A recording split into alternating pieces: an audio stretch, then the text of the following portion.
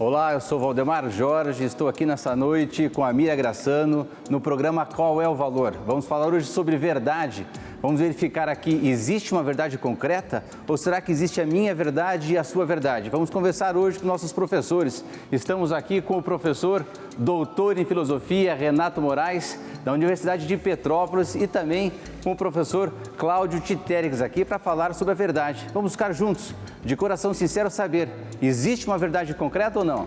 E você que está em casa vai poder refletir exatamente sobre isso. O que eu acredito, o que tem chegado a mim de informação como verdade, será que são verdades concretas ou estou acreditando em mentiras com a nossa sociedade tão cheia de informações por todos os lados? Então fique conosco para participar dessa discussão sobre o valor da verdade.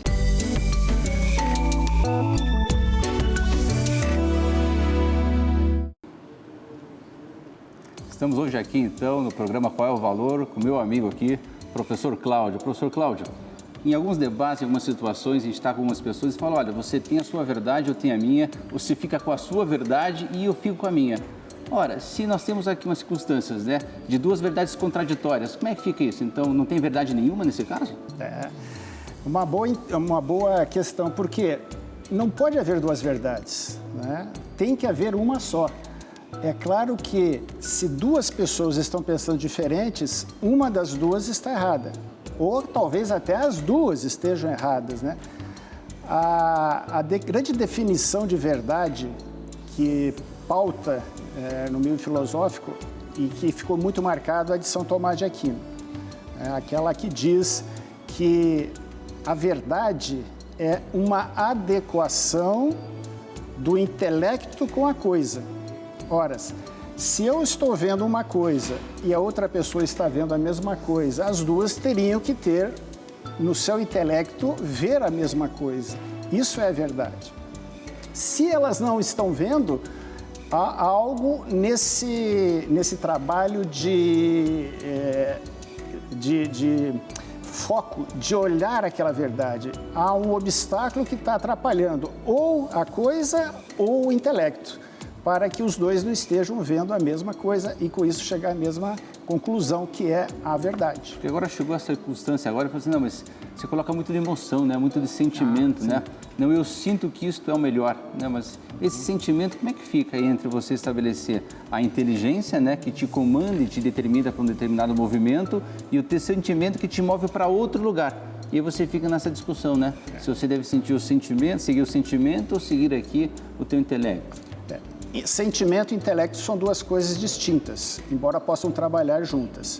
Então, o intelecto, ele tem que ser independente. Se ele depender das emoções, ele pode ser um desses obstáculos que eu falei, que vai atrapalhar a coisa de ser entendida no meu intelecto, né?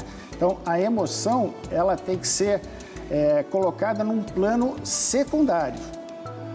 A verdadeira razão, ela não trabalha com emoção, porque se assim o for, realmente haverá grandes problemas de interpretação do que realmente está acontecendo. Professor, a gente vive hoje num mundo de verdades que não são necessariamente verdades.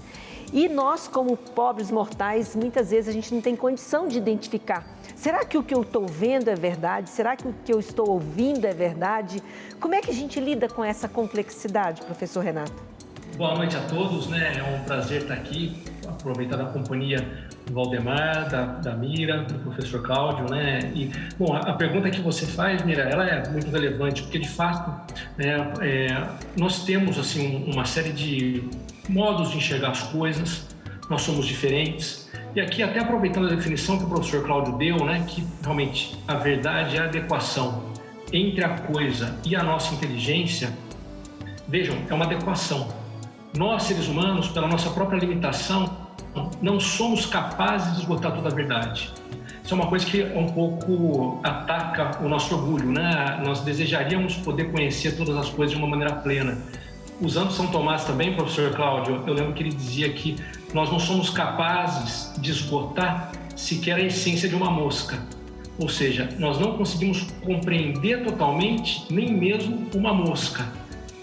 Então, a verdade está aí, as coisas são como elas são. independentemente da nossa opinião a respeito delas. Isso é um fato. Agora, o ser humano, por ser limitado, ele acaba tendo necessariamente, isso é uma coisa complexa, mas é assim, uma visão parcial das coisas.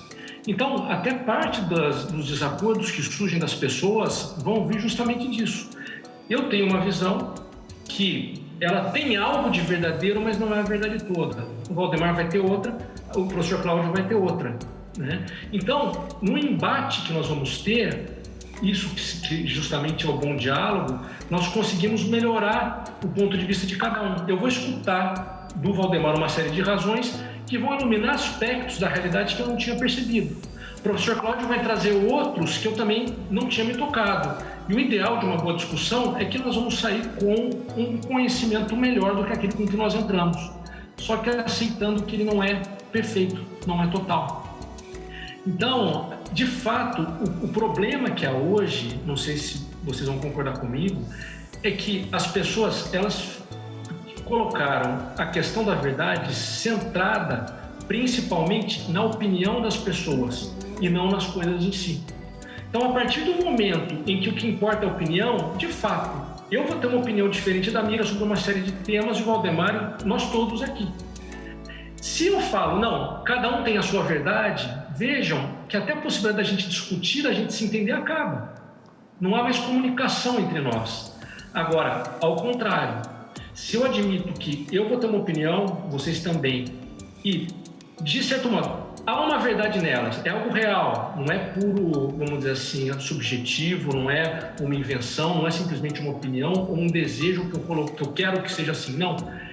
Eu aceito que é algo de verdadeiro, mas que eu posso complementar. Então, aí há uma humildade, há uma visão que permite com que eu esteja aberto para um mundo que é maior do que aquilo que eu sou capaz de entender. Aceitar isso.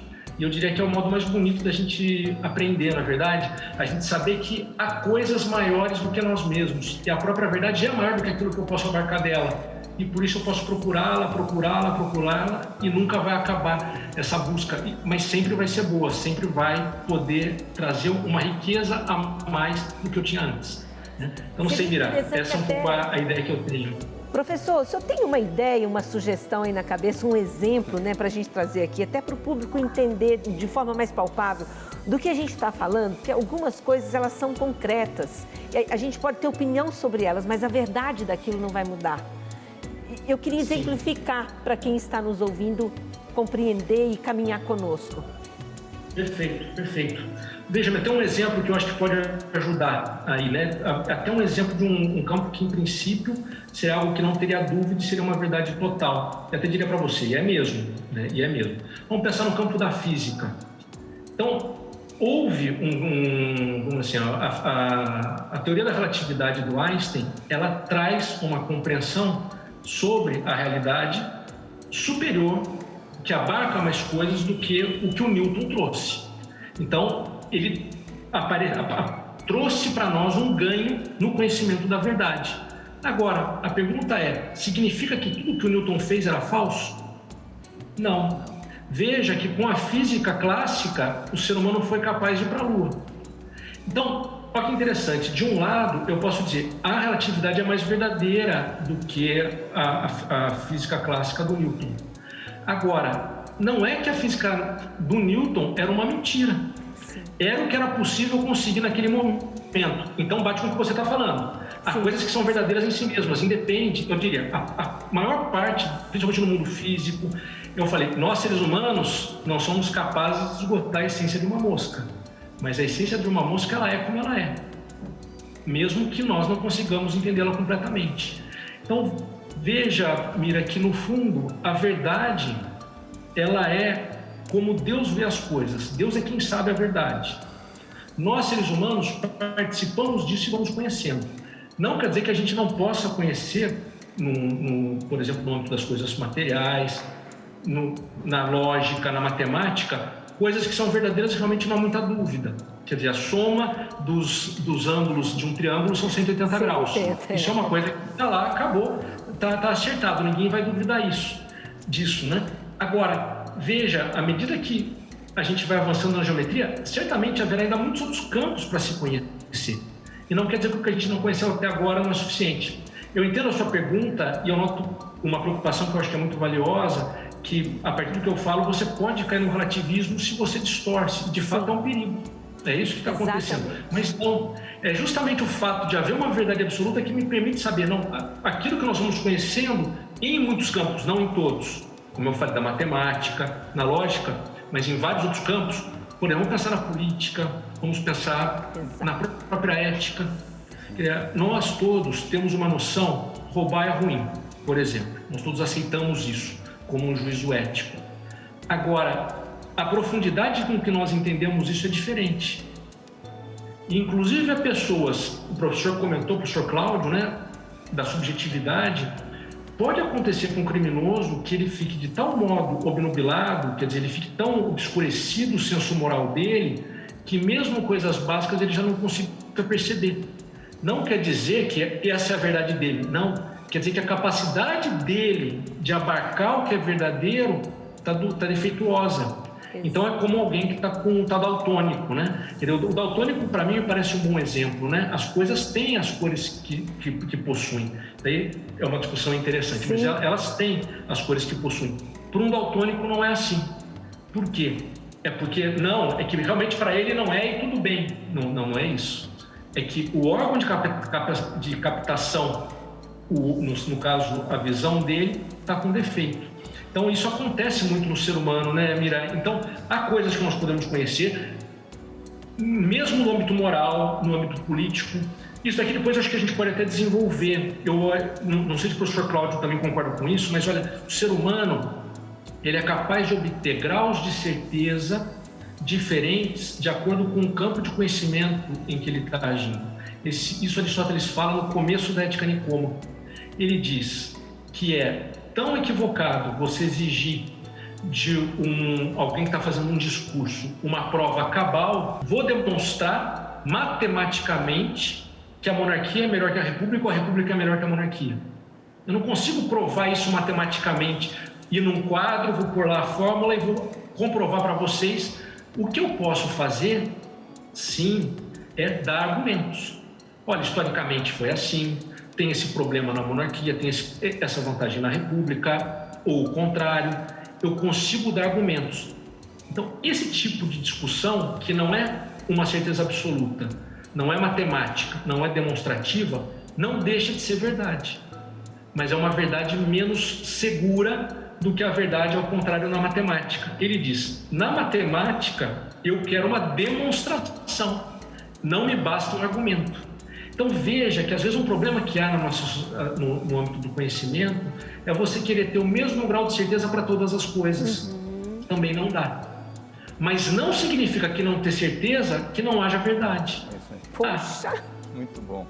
Não dá pra... Desculpem que às vezes eu falo demais, mas é isso mesmo. Muito bom, são ótimas questões que vocês estão me levantando aqui. O que não pode cair é no risco do relativismo, né? E esse é o grande ponto, né? Você daqui a pouco relativizar tudo e dizer que não existe verdade. E aí existe uma tendência a dizer que não existe mais uma verdade, porque a verdade que era anterior, você destruiu aquela verdade anterior e tem uma nova verdade. Não significa dizer, como o professor disse, que aquela verdade não era realmente real. Nós temos mais informações, mais conhecimentos, estamos evoluindo nesse conhecimento. Mas existe uma verdade, efetivamente. Qual o risco desse relativismo, professor? O risco é não termos verdade. E por que nós estamos... Eu gostei demais das apresentações do professor, porque é o seguinte, veja, a matemática, para você entrar na academia de Atenas, você chegava e estava escrito lá, isso aqui só entra os geômetras. Você precisava ser especialista, especialista em geometria, ou seja, o grande matemático. Quer dizer, você só entrava na filosofia se você já soubesse muita matemática.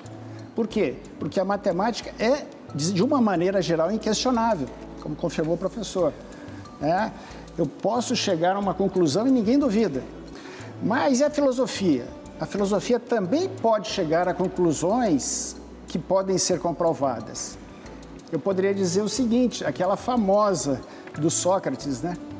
Não é uma conclusão matemática, mas eu digo assim, Sócrates é um ser humano, todo ser humano é mortal, portanto, Sócrates é mortal. Isso não é matemático, mas é uma pura de uma verdade.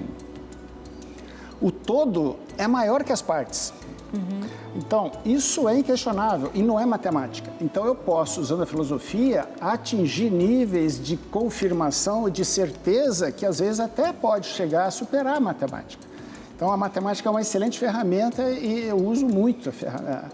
Nas minhas aulas de filosofia, eu uso a comprovação da fórmula da área de um círculo, que todo mundo sabe de cabeça que é PR2. Mas em 2 minutos eu provo, daí a pessoa tem aquele insight. E esse é o processo que está faltando hoje. Por que há tanta discussão? Por falta de entender que essa adequação da coisa com a inteligência, ela não é igual a que ocorre nos anjos, que, digamos assim, o anjo vê e intelige. A nossa mente é analógica, não é digital. Quando a gente está mudando para esse campo digital, a gente corre sérios riscos, porque a nossa mente nunca vai acompanhar esse processo de evolução. A nossa mente é analógica, então ela caminha. Quando eu faço a dedução da fórmula do círculo, eu começando fazendo deduções. Por causa disso, eu chego nisso, chego nisso. É exatamente assim que evolui o conhecimento humano.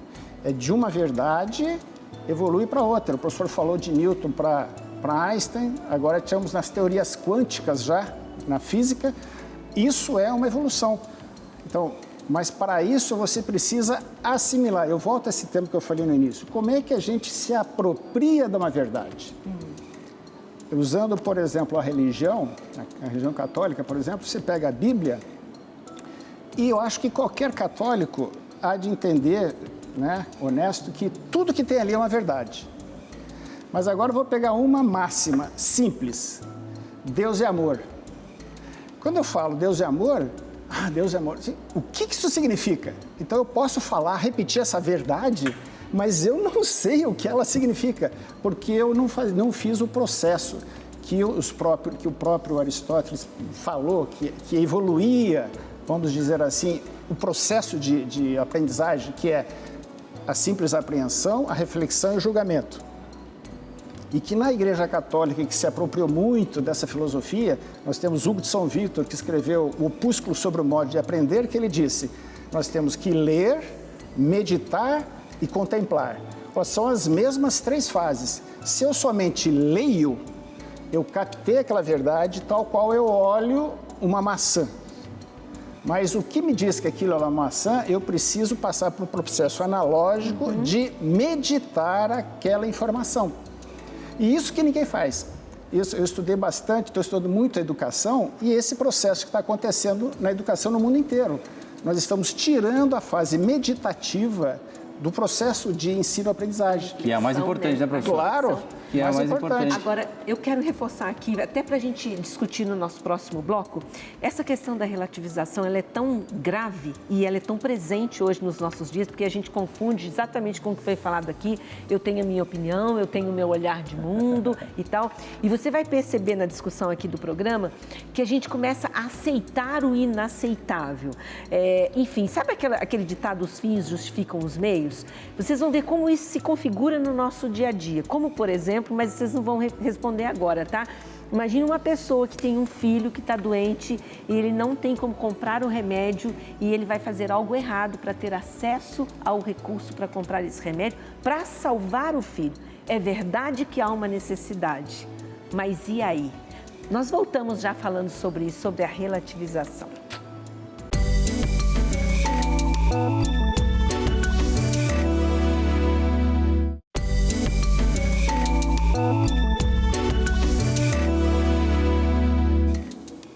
Estamos de volta com o programa Qual é o Valor e hoje discutindo o valor da verdade. Como sempre, a nossa equipe vai às ruas para ouvir também, importantíssimo, a opinião das pessoas. Vamos ver. Você acha que a verdade é algo relativo, que depende do ponto de vista de cada um? Sim, a verdade é relativa. Jesus falava veritas e colocava um ponto de exclamação em cima disso. Eu tenho certeza que a verdade é uma só. E eu sempre digo uma frase: não existe grande verdade. Verdade, ou ela é verdade, ou ela é mentira. Não existe meio termo. E cada um é relativo, porque pode ser verdade e pode ser mentira. Não sou favorável ao ponto de vista. Eu acho que verdade é uma coisa só. É relativa dependendo do nível social, idade, local, região, muito relativo. E qual o valor da verdade para você? Fundamental. Fundamental. O valor da verdade, se fosse fazer de 1 a 1000, seria 1000. Muito importante. A pessoa agindo com verdade, eu acho que ela tem mais credibilidade naquilo que ela fala. A verdade é muito importante na vida das pessoas. A verdade absoluta não existe. A minha verdade é diferente da sua. É isso aí, né? É natural que as pessoas tenham divergência, né? Tenham pensamentos diferentes, tenham gostos diferentes. Mas essa divergência de intenções, de pensamentos, de percepções não pode dar margem para você dizer que o errado é verdadeiro, né, professor? Existe essa grande diferença de pensamento, né? Eu lembro, Mira, uma história que eu queria contar aqui para vocês, uma história de um momento uma história que se conta que um rapaz estava passando com uma bicicleta, né, na rua entre dois amigos. E um falou para o outro: olha, você viu aquele rapaz que passou de bicicleta com boné vermelho? O outro falou: não, o boné era azul. O boné era vermelho, o boné era azul, porque cada um estava num ângulo diferente. Depois percebeu que esse chapéu dele, esse boné, era dividido, metade vermelho e metade azul. E eles brigaram, porque cada um tem o seu ponto de visão. Mas existe uma só verdade, né? Esse boné era metade vermelho e metade azul. Só que cada um tinha esse campo de visão. Como é que fica essa posição dos gostos, das percepções e do lugar da fala? Isso, vai exatamente naquele ponto que nós terminamos lá. Esse processo de meditação pela qual nós temos que passar para entender uma verdade está a cada dia mais prejudicado. Então, eu estou querendo transformar a minha mente em, não mais em analógica, mas em digital. Ou seja, eu quero olhar a coisa e quero ter um insight imediato. Ora, isso a gente não consegue. Por isso que a gente toma, às vezes, a primeira impressão como verdadeira.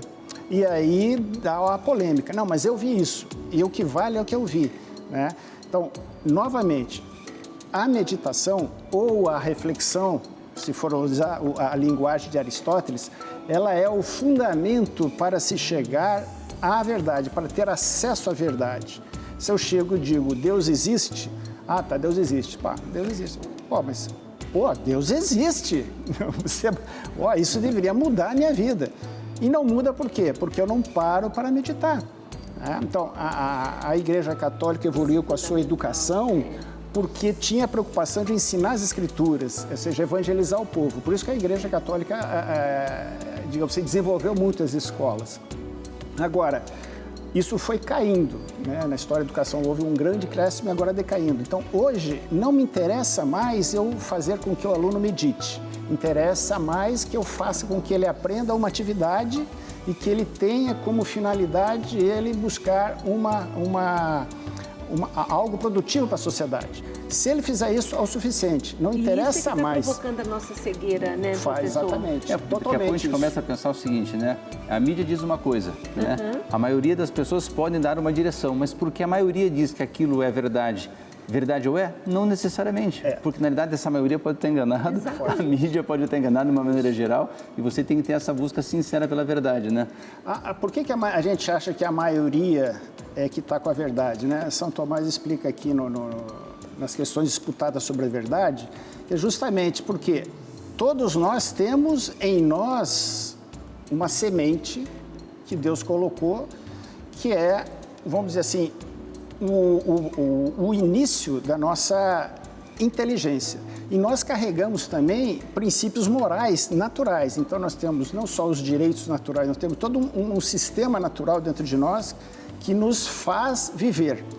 Então, se todos nós temos uma noção de moral básica, então é normal que numa maioria em que há uma coisa a ser decidida, esta maioria, por hipótese, né, teria, vamos dizer assim, a prevalência sobre o menor, né?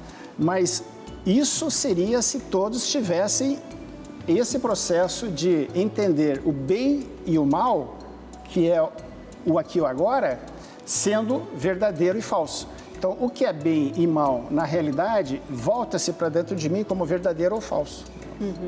Então, ao eu distorcer os valores morais... Que é aquilo que eu falei do exemplo, né? A gente não... Porque isso aí está dentro de nós, mas é potencial. Isso tem que ser desenvolvido. E na educação grega chamava-se de virtudes. A principal virtude na educação, inclusive quando você começa a ler a paideia, você vê que é a arete, né, em grego. O que é paideia, professor? Paideia é o sistema de educação e cultura grega.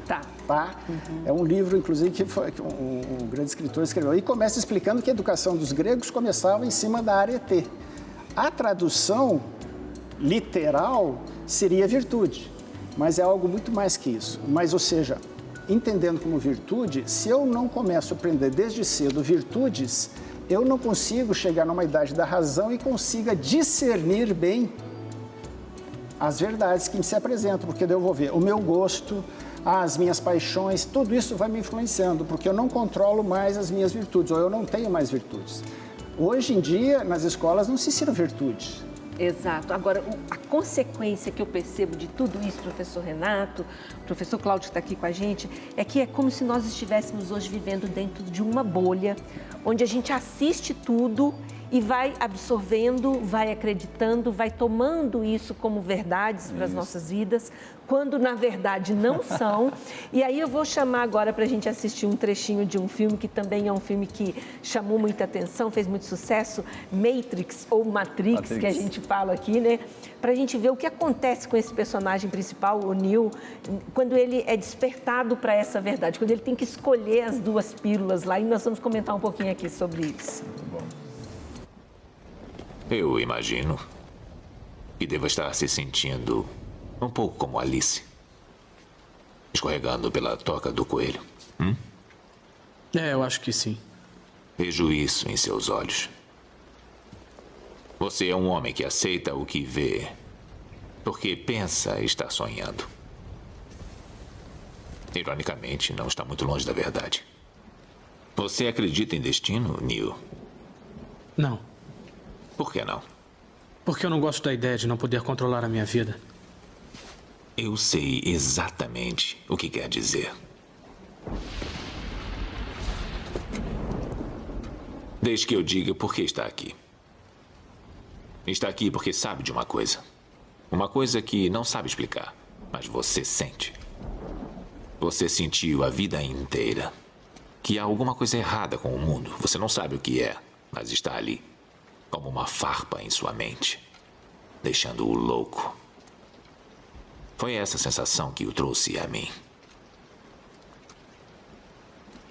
Você sabe do que eu estou falando? Matrix? Você quer saber o que é Matrix? Matrix está em toda parte. Está à nossa volta. Mesmo agora, nesta sala aqui. Você a vê quando olha pela janela. Ou quando liga a televisão. Você a sente quando vai trabalhar. Quando vai à igreja. Quando paga seus impostos. É o mundo que acredita ser real para que não perceba a verdade. Que verdade? Que você é um escravo, Neo. Como todo mundo, você nasceu em cativeiro.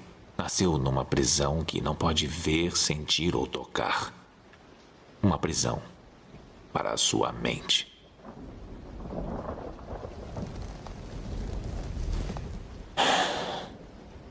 Infelizmente, não se pode explicar o que é Matrix.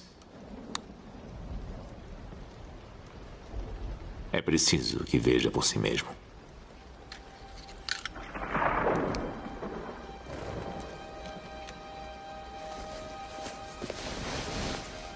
Esta é a sua última chance. Depois disto, não haverá retorno. Se tomar a pílula azul, fim da história. Vai acordar em sua cama e acreditar no que você quiser. Se tomar a pílula vermelha, fica no País das Maravilhas. E eu vou mostrar até onde vai a toca do coelho.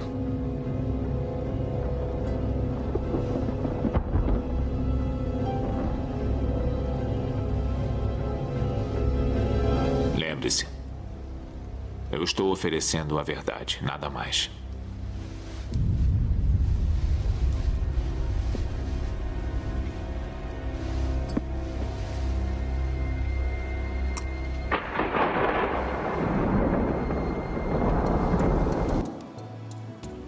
Muito bom, né? Na realidade, Morfeus oferece a verdade para Neo, né? Ele vive lá numa escravidão e Morfeus apresenta para ele a realidade, né? E ele tem a opção de acreditar ou não acreditar na realidade. E eles vão para a sala e dá a pílula, né? Sim. Agora, se você opta pela verdade, você está obrigado à verdade. Porque todo aquele que conhece a verdade, ele acaba se obrigando de alguma forma. Abre-se a mente, né? Você começa a realmente perceber e aprender a realidade, aprender a verdade, né, professor Cláudio? Exatamente. Olha, esse filme realmente é muito interessante.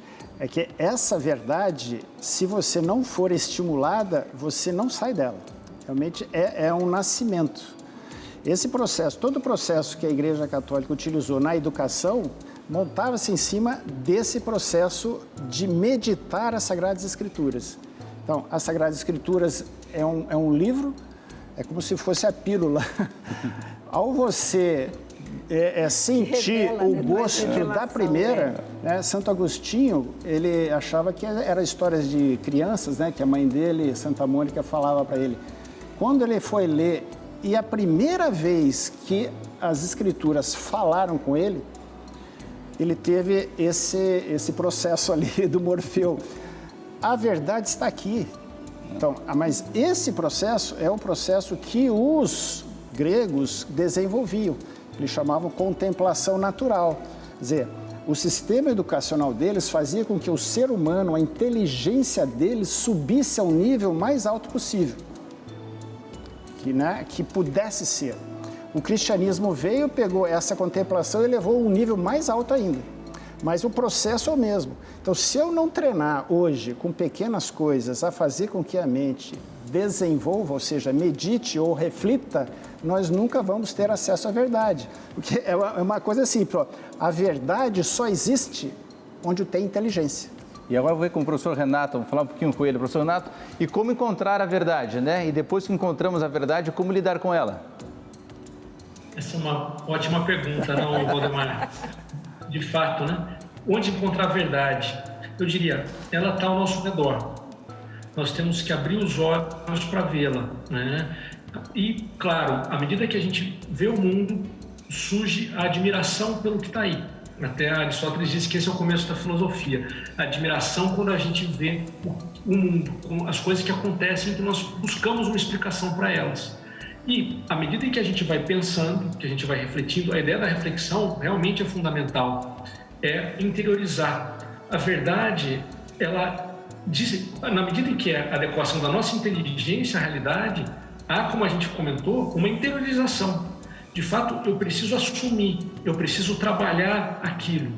Uma coisa importante que o professor Cláudio falou, professor, nós precisamos nos preparar para receber a verdade através de virtudes. Mas eu penso, né, gente, tem um filósofo que eu gosto muito, que é um filósofo alemão, chamado Joseph Pieper. Ele tem um texto curto que é genial a respeito do milagre em que Cristo ele cura o cego de nascença. Vocês lembram, tá, no Evangelho de São João, em que uma pessoa que todo mundo sabia que era cega, de repente Jesus vai e cura. E daí começa a haver uma espécie de inquérito da parte das pessoas, dos sacerdotes, das pessoas que estavam lá no templo, perguntando, mas você era cego mesmo? Você é aquela pessoa? Chamam os pais do cego. E todo mundo confirma, né? É ele foi curado. Houve um milagre aqui. E as pessoas não aceitam. Então, quando eu leio esse trecho, o Pieper faz uma discussão muito interessante. Essa situação que às vezes pode nos escandalizar, como é que é possível que alguém não aceite? Mas isso é uma realidade. Há pessoas que simplesmente não vão aceitar de jeito algum. Elas não querem a verdade. Então, eu diria, Valdemar, a gente tem que estar atento se nós estamos nessa situação. Haveria coisas que eu não estaria disposto a abrir mão se eu visse que eu estou errado? Ou eu estaria aberto para ver as coisas de uma maneira diferente, seja em relação a mim, seja em relação ao mundo? Eu penso com relação à nossa própria fé, né? A fé é algo que a gente aceita, mas é admitir tudo o que a igreja nos diz. Isso é fé, né? Interessante falar de fé, eu acho que é importante porque, inclusive, a verdade, você perguntou como chegar a ela, né? Fé e razão. Esse é o nome de uma encíclica que o João Paulo II escreveu, que é um documento extraordinário, né? Eu recomendo para meus alunos sempre que leiam, né? Fides et Ratio. E ele disse que a fé e a razão são as duas asas que permitem que o ser humano voe em direção à verdade.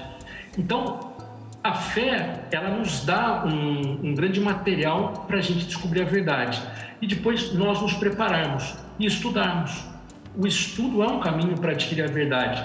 E o estudo, realmente, um estudo com reflexão. Não se trata simplesmente de acumular informações, mas nós temos que pensar a respeito delas. Pensar aquilo que eu acredito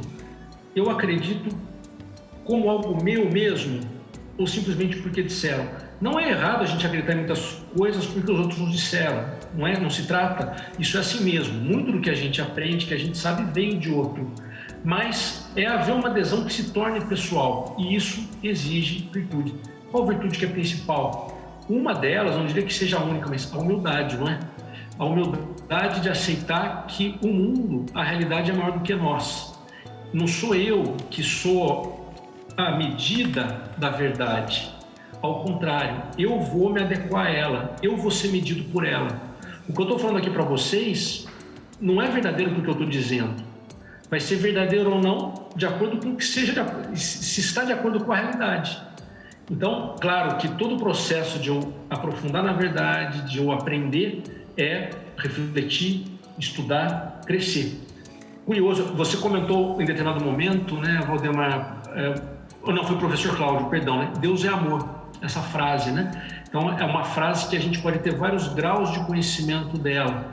Vejam, Deus é amor. Uma certa ideia todos nós temos.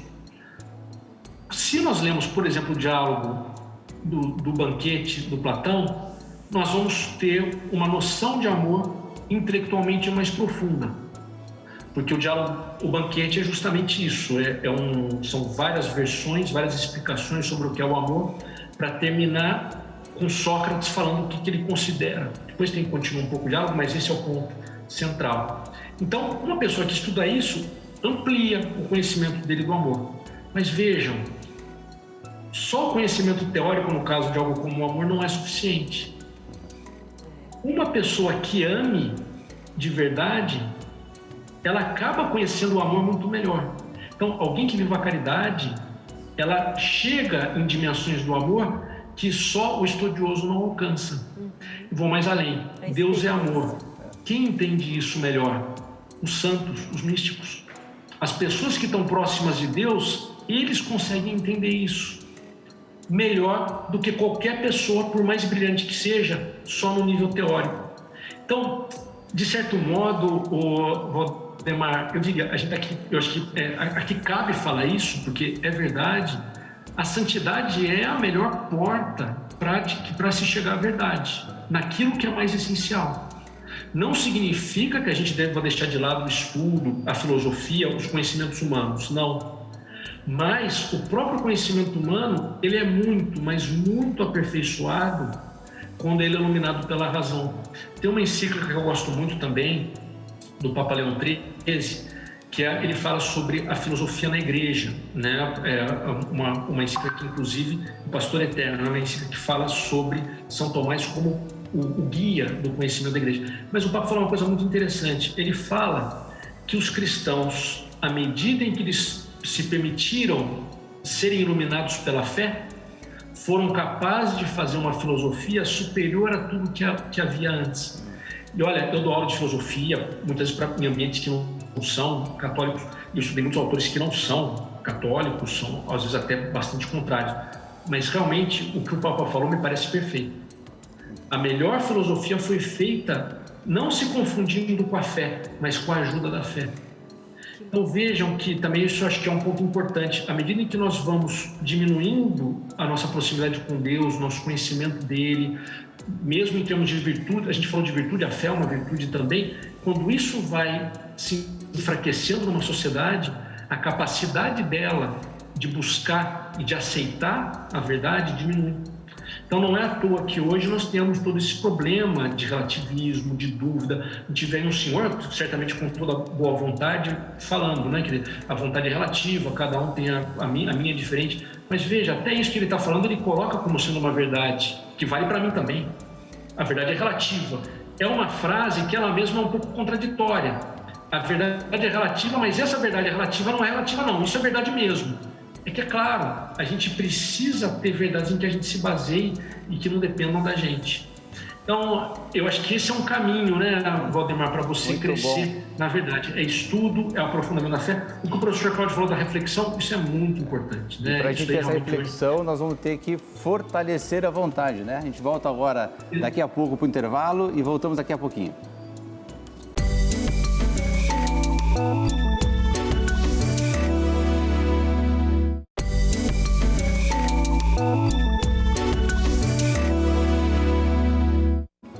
Eu volto então com o nosso último bloco do programa Qual é o Valor de hoje? Nós estamos discutindo o valor da verdade e eu vou pegar ali, né, o fio de tudo que nós falamos até agora e trazer uma outra frase que na verdade é uma frase bíblica também que fala: conhecereis a verdade vos libertará.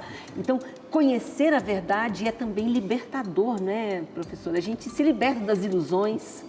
Exatamente, essa é de uma verdade, essa frase é uma verdade verdadeira, você conta mais aqui, mas por que acontece isso? Porque nós temos que entender a nossa antropologia, vamos dizer assim. Muita gente entende nós somente como o nosso corpo e um pouco de uma psicologia, né? O que os gregos chamam de psique e a soma, né? Alguns dizem que as doenças são psicossomáticas, né? Envolve uma coisa na outra. Mas veja, quando nós entendemos que nós somos uns seres inteligentes, e por isso que a verdade só existe se houver inteligência, nós precisamos aprender a desenvolver essa inteligência. E este é o grande problema. Se nós não aprendermos a desenvolvê-la, nós nunca vamos ter acesso à verdades. Então, se eu desenvolvê-la e ter acesso à verdade, eu me sinto livre. Nossa, eu vim para esse mundo para ser inteligente, não para ser um rebanho de gado. Eu vim aqui para ser... Desculpa, eu vou... Mas né? Então, veja, olha só. Esse desenvolvimento, eu vou voltar mais ou menos desse ponto, porque o professor Renato tocou lá. A verdadeira santidade é o ápice da vida humana, que todos nós deveríamos buscar. Claro que a maioria dos santos foram solteiros, né? Alguém vai imaginar, não, mas eu já tenho uma vida num estado de matrimônio, como é que... Não, isso não é impeditivo, né? Eu tenho que descobrir o processo de buscar a santidade mesmo já sendo casado ou, obviamente, solteiro, não necessariamente só religioso, quer dizer, está aberto a todos. O Concílio Vaticano II falou isso, a santidade é para todos, não é só para bispos e para chamado universal a santidade, é né? Todo mundo. E ele falou também, como falou o professor Renato, que São Tomás de Aquino deveria ser o mestre. E, infelizmente, depois do concílio, isso não foi obedecido. Hoje, São Tomás não é estudado com o mesmo afinco que se estudava há muito tempo atrás. Com isso, a própria Igreja Católica, em alguns momentos, não acredita que a própria santidade seja para todos. Até alguns sacerdotes e bispos ficam assim, não, mas você quer ser santo? Eu tive uma experiência pessoal de um padre. Não, mas as pessoas vêm toda semana se confessar comigo, parece que elas querem ser santas. É isso mesmo, né? Talvez seja isso mesmo. Então, nós precisamos aprender que realmente o caminho é ser santo. E esse ser santo não impede que eu aprenda outras coisas. Isso faz parte do conjunto, ainda mais se eu tenho a aptidão ou a vocação do matrimônio. Eu tenho que sustentar minha família, eu tenho que educar filhos, etc. e tal. Eu tenho que trabalhar, inclusive, colaborar com a sociedade. Sim. Isso não faz mal, ao contrário. Mas eu tenho que ter em meta sempre o foco, qual é o fim último. Mas para ser santo, precisa ter uma vida virtuosa, né? Isso. Professor, me diga uma coisa, será que existem hábitos realmente que tornam a nossa vida melhor e outros hábitos que tornam a nossa vida pior? Existe verdade nisso ou não existe isso? Sem dúvida existe verdade sim, Valdemar. Os hábitos bons são a virtude. Os hábitos bons são as virtudes. Os hábitos ruins são os vícios. Curioso, né? Sabe que até foi o meu tema do doutorado, foi a questão das virtudes, né? Como hábitos, né? Esse foi o que eu falei. E é curioso, né? Que São Tomás, ele diz que o ser humano, para funcionar corretamente, ele precisa adquirir as virtudes. Antes de adquiri-las, ele não consegue funcionar bem. Quer dizer, o ser humano, se a gente fosse falar em estado puro, ele é como um computador sem programação. Ele não roda, ele não avança. O que seria esse software, né, que permite com que o computador, estando o hardware bem íntegro, funcione? São as virtudes. Nós precisamos da prudência, nós precisamos da coragem, nós precisamos das virtudes intelectuais, a ciência, a técnica, né? Todo conhecimento está dentro disso, né? Então, até no começo do programa, né, comentou, né, o professor Cláudio, que hoje não se ensina virtudes. E, de fato, é o mais essencial. Porque se você tem virtude, você consegue o resto. Se você não tem, é como se você estivesse no mundo cego. Você não percebe as coisas, né? E hoje nós estamos, assim, a desvalorização da virtude, ela vem quando o relativismo leva a isso. Por que vale a pena ser heróico, ser corajoso, ser sacrificado, me preocupar com os outros? Se tudo é indiferente, pode ser uma coisa, pode ser outra. Vejam que a falta de apreço à verdade, e a verdade moral é um tipo de verdade também, rebaixa a nossa própria exigência de ter uma vida íntegra, né? Ao contrário, o amor à verdade faz com que, puxa, eu quero buscar isso. Vocês estavam comentando antes, né, gente, uma vida sem verdade, né? Porque a virtude, ela nos abre para a verdade. E curioso, né? A verdade nos fará livres, como lembrou a Mira. Vejam que curioso, né? A liberdade, ela pressupõe a verdade. Uma liberdade sem verdade não é verdadeira liberdade, é falsa, é escravidão. Então, só existe liberdade, eu sei o que é verdade e vou aderir a ela. Agora, não, eu não quero aderir a nada, eu quero deixar tudo em aberto, para mim não há verdade, não há nada, eu vou escolhendo em cada momento. É um cego guiando outro cego em termos morais, né? Então, para ser livre, eu preciso da verdade. E para eu adquirir a verdade, eu preciso das virtudes. Então, toda a importância dessa educação. A criança não tem como saber disso. Então, os pais, os professores vão ensinando ela a virtude e isso possibilita com que ela venha enxergar a verdade por ela mesma. Sozinho é muito difícil. É possível, mas é muito difícil. Então, os hábitos bons, Waldemar, são absolutamente fundamentais. Nós precisamos de virtudes. E a verdade sem a virtude fica muito difícil. Não é à toa também que muitos dos principais filósofos foram pessoas que, em termos morais, foram íntegras. Então, São Tomás, Santo Agostinho, Aristóteles de Platão, Sócrates, cada um do seu modo, mas não é que necessariamente assim. Houve também filósofos que não eram admiráveis, vamos dizer assim, do ponto de vista moral, e fizeram filosofias interessantes, mas me parece, muitas vezes faltando verdades, brilhantes, mas erradas. Isso é possível na filosofia, o professor Cláudio vai saber isso até melhor do que eu, mas isso há gente muito inteligente que errou. Não digo que erraram por um problema moral, mas a bondade moral, sem dúvida, facilita muito descobrir a verdade. E essa bondade moral vem das virtudes, tá? Bacana, né? Eu me lembro aqui, professores, que essa busca da verdade, trazendo para a nossa realidade do dia a dia, às vezes a gente passa anos fazendo terapia e a gente pensa que vai trabalhar as nossas emoções e, na verdade, a gente está ali para conhecer a nossa verdade. Porque fazer terapia é isso, é você saber como você funciona, onde você não está funcionando, por que tal situação está te fazendo mal. Então, no fundo, a gente está em busca dessa verdade o tempo todo e é só com ela que a gente funciona bem. Só com ela. E eu gostaria de entrar nessa conversa de virtude de uma maneira interessante. Nós temos um pouquinho de tempo agora, tá? Um pouquinho de tempo, tá bom. Olha, os gregos ensinavam uma virtude, um conjunto de virtudes. Eram sensacionais. Tanto é que todo mundo ia para a guerra, tinha muita guerra, né? Até para ser filósofo, você tinha que ter provado a coragem. Como? Indo para a guerra.